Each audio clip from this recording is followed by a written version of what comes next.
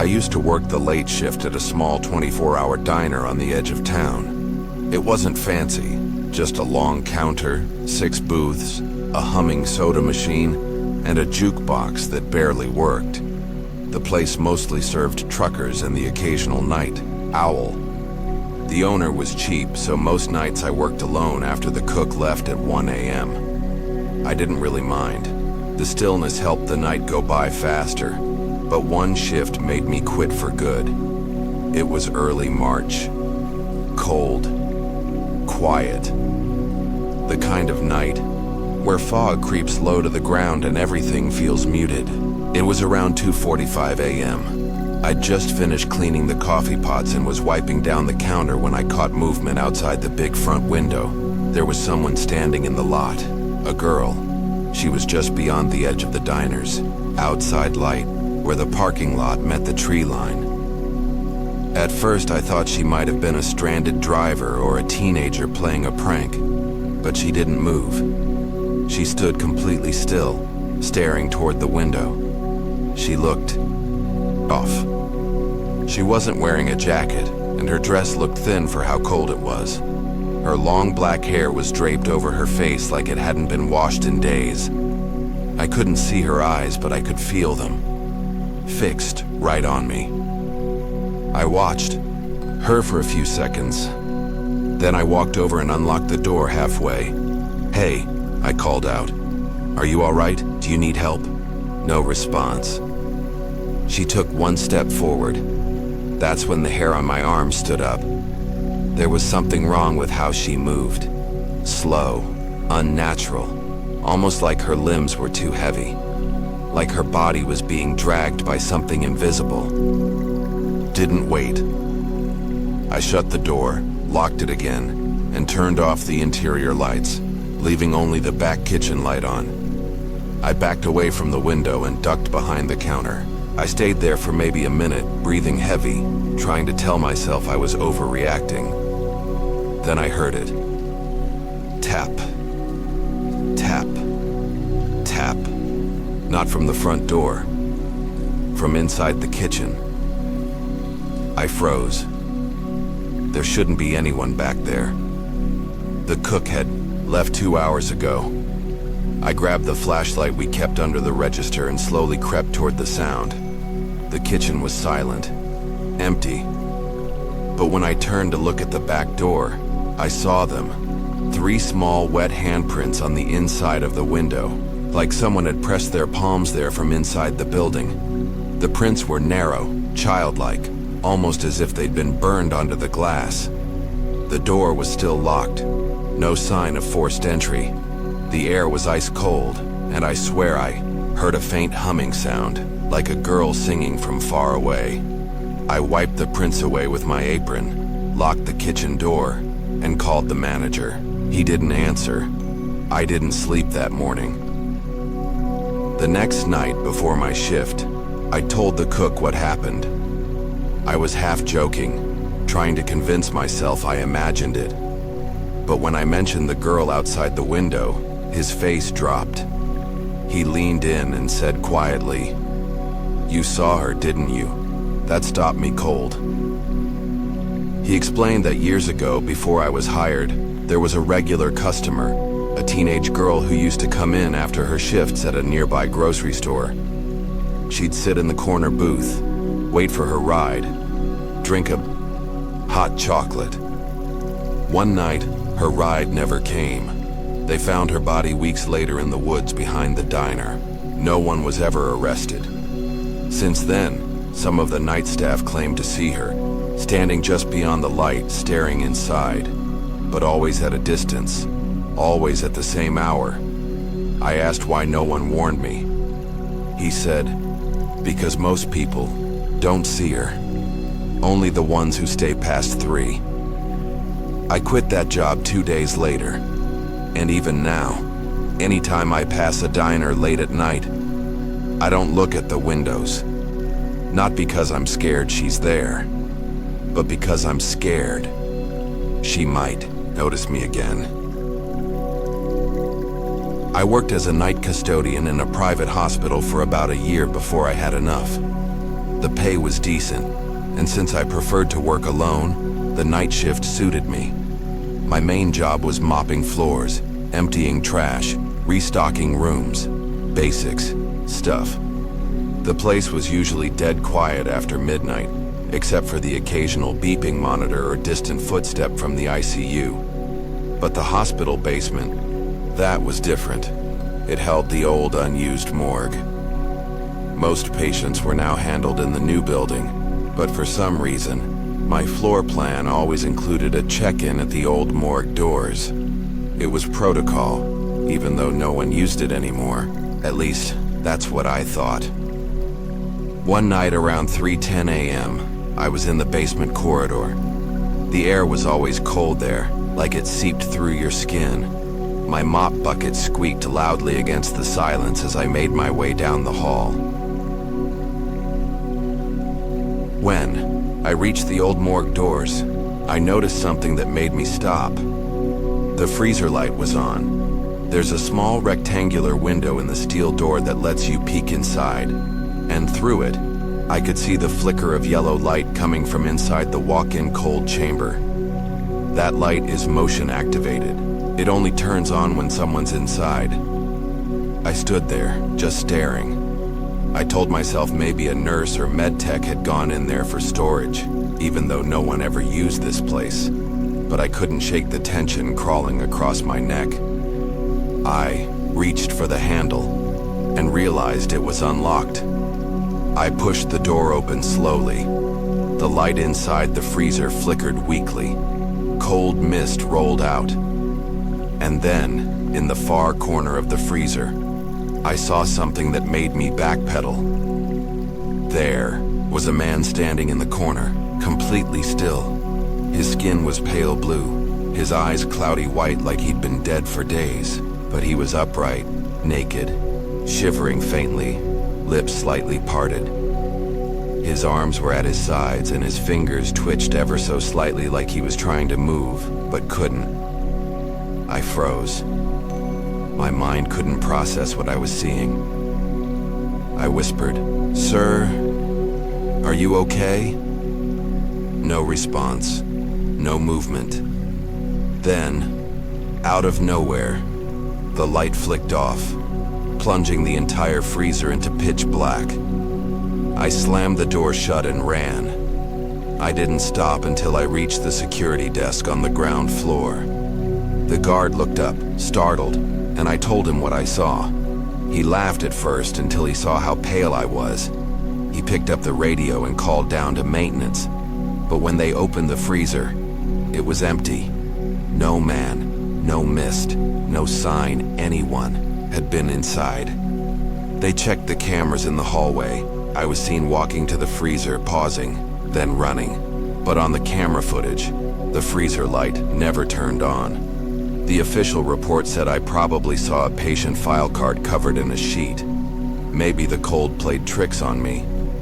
But 2 nights later, I found something taped to my locker. It was a photo, an old one, black and white, slightly wrinkled.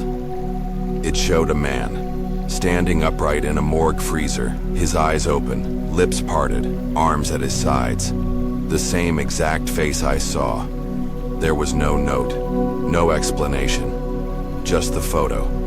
I quit that night, and I've never worked another night shift since. I worked the night shift at a small roadside hotel for a few months last year. The place was old, not run down, but definitely stuck in the 90s. Yellowed wallpaper, flickering exit signs, and a lobby that smelled like furniture polish and cheap coffee. Most nights were dead quiet. Just me, the security cameras, and whatever came through the automatic doors between midnight and 6 a.m. But something weird started happening about 3 weeks into the job. Something involving room 103. The first time it happened, I was behind the desk just after 1:30 a.m. when the front desk phone rang. The caller ID said room 103. I answered with the usual, "Good evening, front desk. "How can I help you?" But no one responded. All I heard was faint static, and something that almost sounded like breathing. Not heavy or urgent, just slow, steady, almost unnatural. I repeated myself twice, then hung up. I figured maybe the phone had been knocked off the receiver or was glitching. I checked the booking log to see who was in 103. That's when I felt the first chill. The room was listed as vacant. It hadn't been booked in 4 nights. Just to be sure, I walked down the hall to check. The hallway was silent, except for the soft hum of vending machines. When I got to room 103, the door was closed and locked. No sound inside. Still, I knocked. Nothing.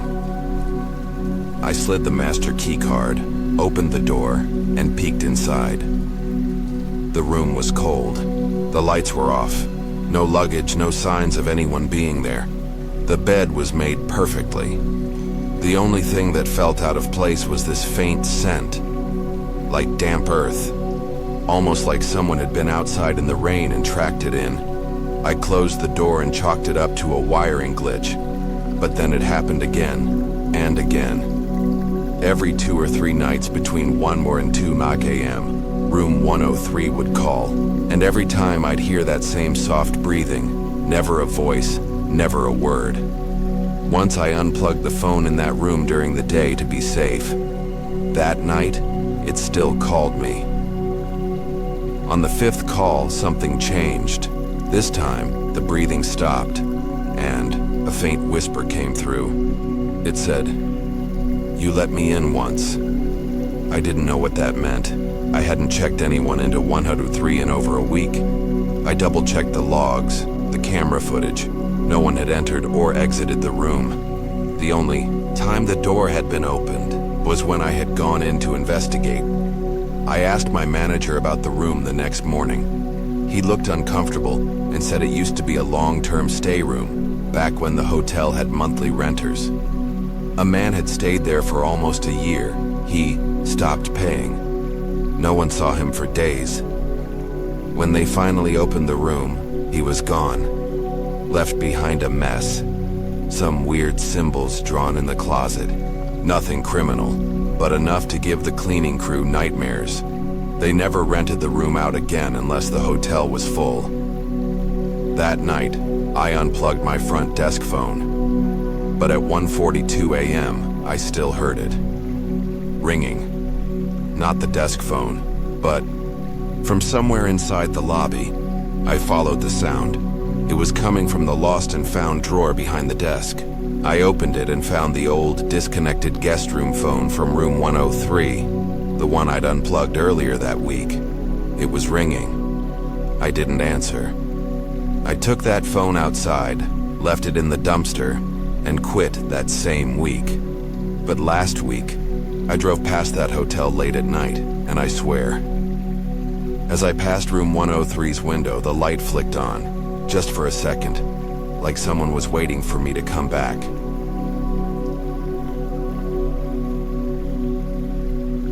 I used to work the overnight shift at my university library.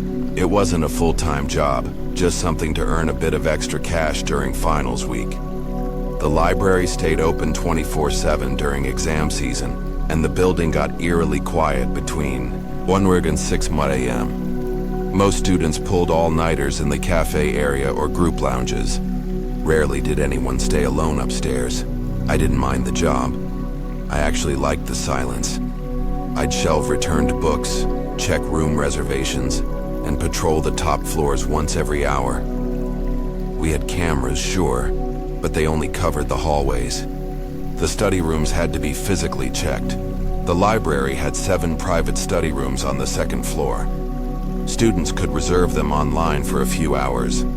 They were basically small soundproof cubes with a desk, a lamp, and 1 chair. Nothing fancy. One night around 2:15 a.m., I was doing my usual rounds when I noticed study room 6 was still closed. The little red light on the reservation screen outside the door was on. indicating it was booked. But when I tapped the screen to check the user ID, it was blank. No student number, no booking history, just the room marked as occupied. I figured maybe the system was lagging. It happens sometimes. Still, I knocked. No answer. I cracked the door open, expecting to tell some overworked freshman to pack it up. Instead, I saw a girl. She was sitting on the floor back to me in the far corner. Her hoodie had the school logo, and her hair was long, black, and completely covering her face. She wasn't doing anything, just sitting cross-legged, staring at the wall. The lamp wasn't even on. I stood frozen for a second. Something about her posture. It wasn't right. She didn't turn, didn't flinch, didn't acknowledge me at all. "Hey," I said, keeping my voice light. "Sorry, but your booking isn't in the system. We're closing these rooms for the night." Nothing. I stepped inside, and the second I crossed the threshold, I felt it. The temperature dropped. It wasn't my imagination. It was freezing in that tiny room. I exhaled and saw my breath fog in front of me. It made no sense. The building had central heating. And then she spoke. Still facing the wall, she said, "I'm not done reading yet." Her voice was barely a whisper, calm, detached, but there was something wrong with it. It didn't sound like it came from her body, more like it came from everywhere in the room. I stepped back and reached for the light switch. As soon as the light turned on, the room was empty. No girl, no footprints, no breath on the window, just cold air and an unshakable silence. I stood there for a full minute, convinced I had hallucinated. I checked the hall cameras when I got back to the desk. Nobody had entered the second floor in over an hour, not one person. I didn't tell the librarian on duty. I didn't even want to talk about it. But the next night, curiosity got the better of me. I went back to study room 6, just to check. The door was open. The screen showed it as vacant. I stepped inside, and the temperature felt normal, except on the desk, there was a single sticky note. In neat handwriting, it said, "Thank you for unlocking it again." No name, no explanation. Just that sentence. I felt sick. I didn't touch the note. I locked the door and left it sealed for the rest of the night. The next morning, I finally asked an older coworker, an assistant librarian who had worked at the university for nearly 2 decades, if anyone had ever had strange experiences in study room 6. She got quiet. Then she told me that years ago, a female student was found unresponsive in that room, collapsed on the floor during finals week.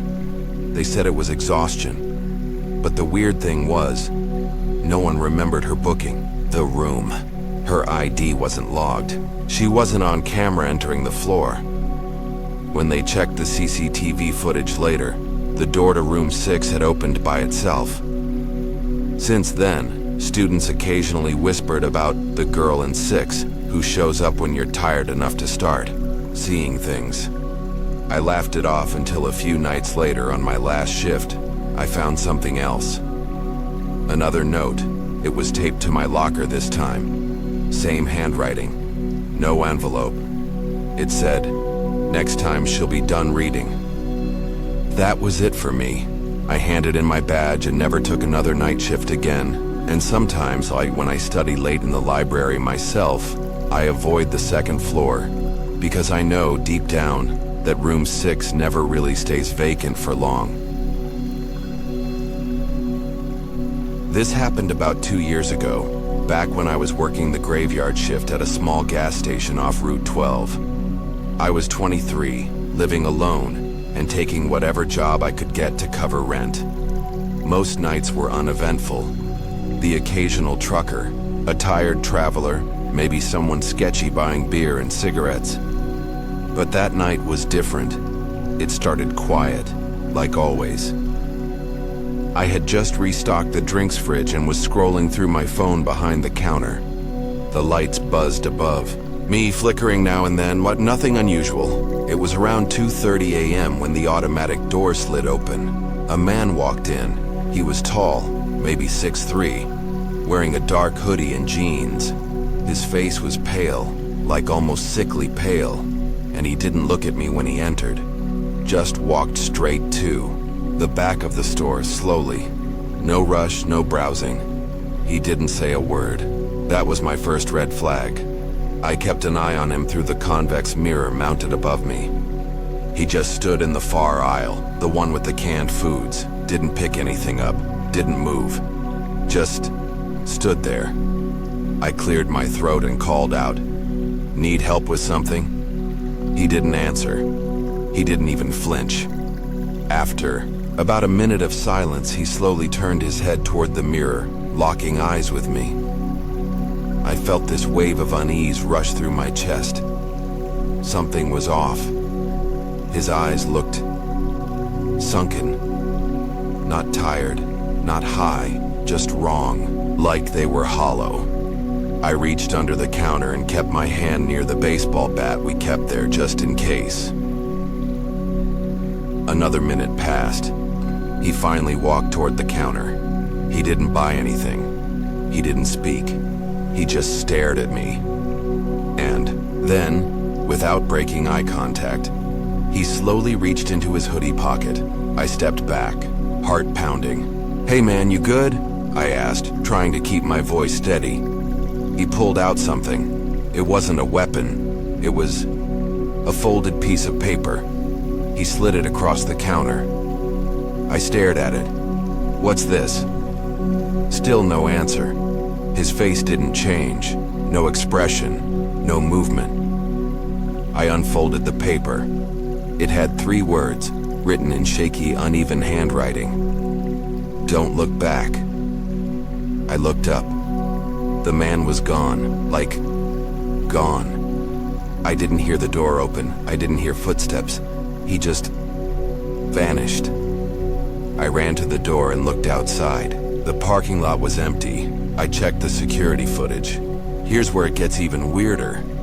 The cameras caught him entering the store, but after that, the footage froze for about 4 minutes. Just cut to static. When the feed returned, I was standing there alone at the counter, with the note already in my hand. No footage of him leaving. No footage of him giving me the note. Just me tucking the note. I didn't sleep that morning. I left early and told my manager I was sick. I didn't go back for 2 weeks. When I finally worked another night shift, I asked one of the other clerks if anything strange ever happened here. He hesitated, then told me something that chilled me. A guy matching that description had been hit by a truck right outside the gas station. 6 years ago, he was found with a folded note in his pocket. It said, "Don't look back." To this day, I don't know what would have happened if I did, but sometimes, late at night when I'm locking up, I still feel someone standing just behind me.